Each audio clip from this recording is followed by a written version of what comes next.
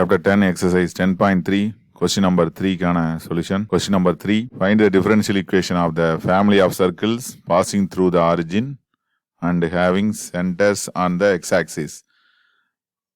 ஆதிப்புள்ளி வழியாக செல்லும் மையத்தினை x அச்சின் மீது கொண்ட எல்லா வட்டங்களின் வகைக்கெழு சமன்பாட்டை கண்டுபிடிக்கணும். டிஃபரன்ஷியல் ஈக்குவேஷன் நம்ம கண்டுபிடிக்கணும்.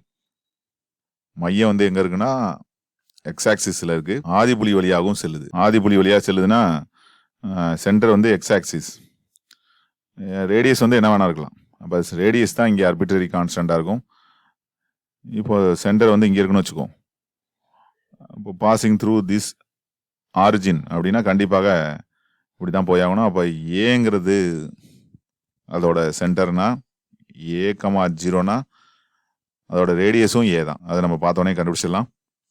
இப்போ ஒரு சர்க்கிள் வரைகிறோம். சர்க்கிள் இது சென்டர் ஏன்னா ஆரிஜின் வழியாகும் போது சென்டர் ஏ எக்ஸ் ஆக்சிஸ்லையும் இருக்குது. இந்த பக்கம் இருக்கலாம் அல்லது இந்த பக்கம் இருக்கலாம். ஆனால் பாசிங் த்ரூ ஆரிஜினா ஒன்று இப்படி இருக்கணும், இல்லை இந்த பக்கம் இருக்கணும். Left side or right side ரெண்டில் ஒன்று. இதுவும் centre on the X axis and passing through the origin தான். அப்போது ரெண்டுமே வந்து நம்ம பார்க்குறதுக்கு எந்த பக்கம் இருந்தாலும் சரி ஏங்கிறது தான் நமக்கு சென்டரோட பாயிண்ட். ஒய் ஆக்சிஸில் வந்து அது வந்து 0ங்கிற லெவலில் தான் இருக்கும்.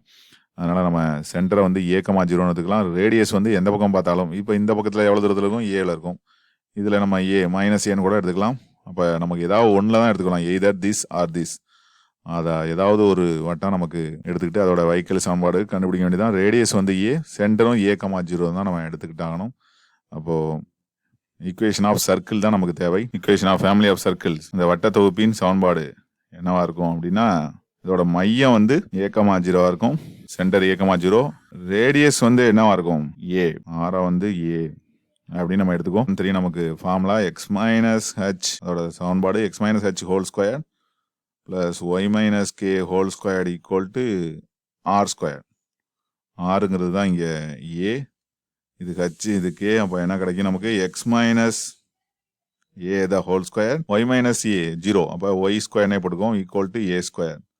இதுதான் நமக்கு தேவையான வட்டத்தொகுப்பின் சமன்பாடு. இதை நம்ம வகைக்கெழு சமன்பாடாக மாற்றணும். இதில் எத்தனை ஆர்பிட்ரரி கான்ஸ்டன்ட் இருக்குன்னா ஏங்கிறது ஆர்பிட்ரரி கான்ஸ்டன்ட் நம்மளாம் எடுத்துக்கிட்டது. இதில் ஏ மட்டும் தான் மாறத்தக்க மாறி, ஏ மட்டும் தான் ஆர்பிட்ரரி கான்ஸ்டன்ட். அதனால் நம்ம ஒரு தடவை டிஃப்ரென்ஷியேட் பண்ணிக்கலாம். அப்போ இதுலேருந்து நம்ம டிஃப்ரென்ஷியல் ஈக்குவேஷன் ஃபார்ம் பண்ணணும்.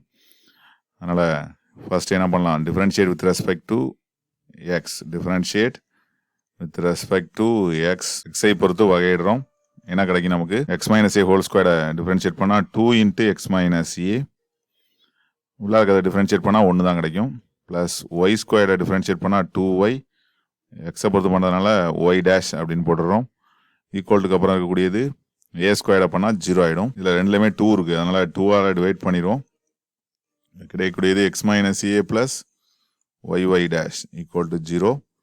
எக்ஸ் மைனஸ் ஏ அப்படிங்கிறது என்னன்னா மைனஸ் ஒய் டேஷ். இப்போ ஏ எலிமினேட் ஆகிடும். ஏ வேணாலும் நம்ம இதுலேருந்து கண்டுபிடிச்சிக்கலாம். இதை எடுத்து எதில் சப்ஸ்டிட் பண்ணுவோம், 1ல் சப்ஸ்டிட் பண்ணுவோம். First equation 1, this implies x minus ஏக்கு பதிலாக மைனஸ் ஒய் டேஷ் போட்டுருவோம் whole square plus y square ஈக்குவல்ட்டுக்கு அப்புறம் ஏ ஸ்கொயர் மட்டும் தான் இருக்குது. அப்போ ஏவுக்கு பதிலாக என்ன சப்ஸ்டிட் பண்ணுறது அப்படின்னா இதுலேருந்து நம்ம ஏவை கன்வெர்ட் பண்ணி வச்சுக்குவோம். ஏங்கிறது என்ன ஆகும் அப்படின்னா எக்ஸ் இந்த பக்கம் வந்துச்சு, அப்படியே வச்சுட்டு ஒய் டேஷ் இந்த பக்கம் போனால் ப்ளஸில் வந்துடும். இப்போ ஒய் டேஷ் இது ஏவுக்கு பதிலாக சப்ஸ்டிட் பண்ணிடுறோம். அப்போ X plus Y dash to the whole square. இது அப்படியே ஸ்கொயர் பண்ணிட்டோம்னா என்ன கிடைக்கும், மைனஸ் ப்ளஸ் ஆகிடும். இப்போ y dash to the whole square y square y dash square plus y square ஈக்குவல்ட்டுக்கு அப்புறம் x square plus 2x Y dash plus y squared y dash squared அப்படின்னு கிடச்சிரும். இந்த டேமும் எல்ஹெச்எஸ்லையும் இருக்குது, ஆர்ஹெச்எஸ்லையும் இருக்குது. அதனால் இது ரெண்டும் கேன்சல் ஆகிடுது. இப்போ ரிமைனிங் டேர்ம்ஸ் தான் நமக்கு தேவையான டிஃபரன்ஷியல் ஈக்குவேஷன்.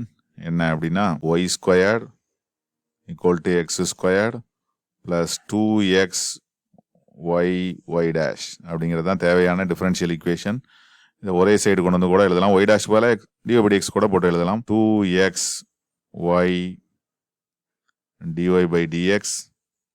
எக்ஸ் ஸ்கொயர் தான் பாசிட்டிவ்ல இருக்கு. அப்போ எக்ஸ் ஸ்கொயர் ப்ளஸ் இதை இந்த சைடு கொண்டு வந்து கூட நம்ம எழுதலாம் minus Y square equal to 0 அப்படின்னு எழுதலாம். இதுதான் நமக்கு தேவையான வாய்க்கல் சமன்பாடு, டிஃபரன்ஷியல் ஈக்குவேஷன்.